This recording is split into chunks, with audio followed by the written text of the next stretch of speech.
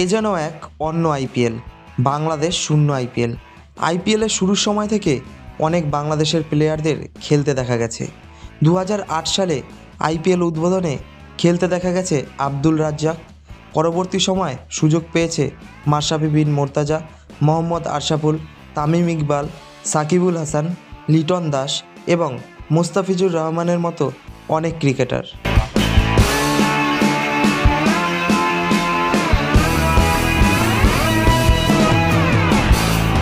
এদের মধ্যে অল্প সময়ের ব্যবধানে জনপ্রিয় হয়ে উঠেছে দুই ক্রিকেটার, এক সাকিবুল হাসান, দুই মুস্তাফিজুর রহমান। মুস্তাফিজুর রহমানকে একসময় আখ্যা দেওয়া হয়েছিল কাটার মেশিন। সানরাইজ হায়দ্রাবাদের হয়ে তিনি একসময় বল করে যে প্রতিভা দেখিয়েছেন সেটা সারা বিশ্বের মানুষের কাছে অজানা নয়। কিন্তু ব্যতিক্রম হয়ে গেল 2025-এর আইপিএল।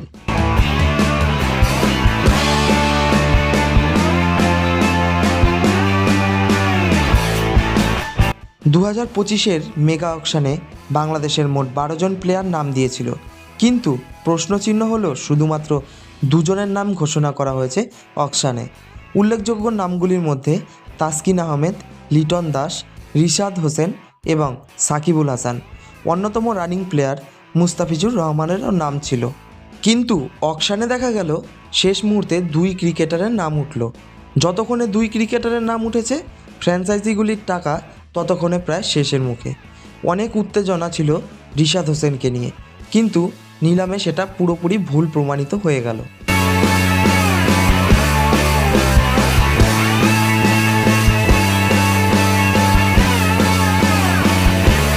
এবার আসি মুস্তাফিজুর রহমান এবং সাকিবুল হাসানের কথায়।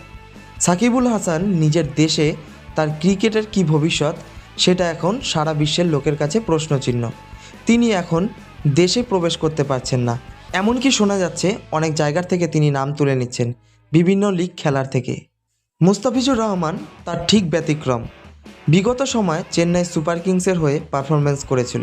তার পারফরমেন্স যে অতটা খারাপ ছিল তা বলা যায় না, কিন্তু ফ্র্যাঞ্চাইজিগুলো যে মুস্তাফিজুর রহমানকে নেবে না এটা কিন্তু ভাবাই যায় না। সাকিবুল হাসান না হলেও মুস্তাফিজুর যে দল পাচ্ছে এটা নিয়ে প্রায় নিশ্চিত ছিল অনেকেই, কিন্তু সম্প্রতি কোনো রাজনৈতিক কারণ আছে কি না এর মধ্যে সেটাই এখন আলোচ্য বিষয়।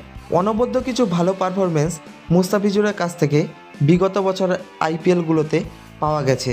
তার দল না পাওয়াটা যে কতটা আশ্চর্যজনক সেটা আর বলার অপেক্ষা রাখে না। খবরে রাজকুমার দাসের সাথে সমৃদ্ধি।